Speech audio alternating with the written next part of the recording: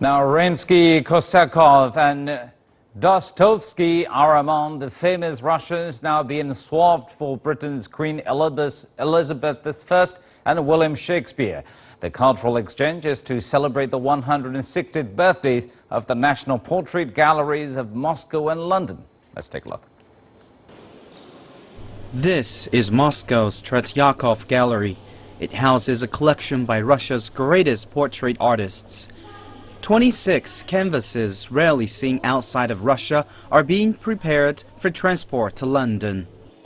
The quality and not the quantity matters.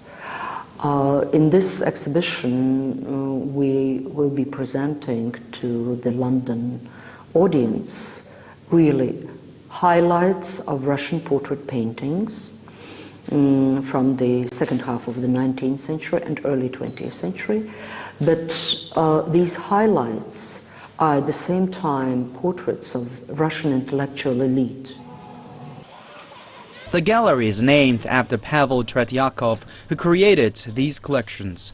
He was a patron of the arts who also visited the National Portrait Gallery in London, where several of these portraits are headed.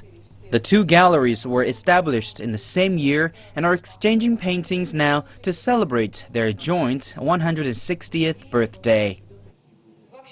Regardless of how hard the times are, the contacts, the will to exchange, the will to cooperate between the museums is very strong. I would say now, I think it's even stronger because we understand that what we are doing is a kind of compensation of the relations which are not the best at the moment.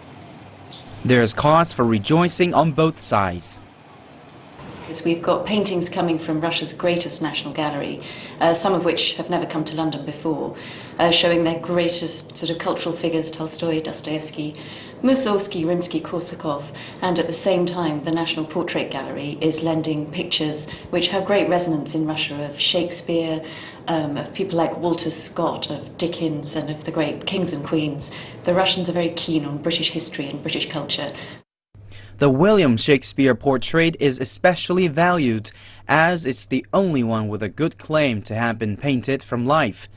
Other famous Britons on their way to the Tretyakov include Queen Elizabeth I, Charles Dickens, and Isaac Newton.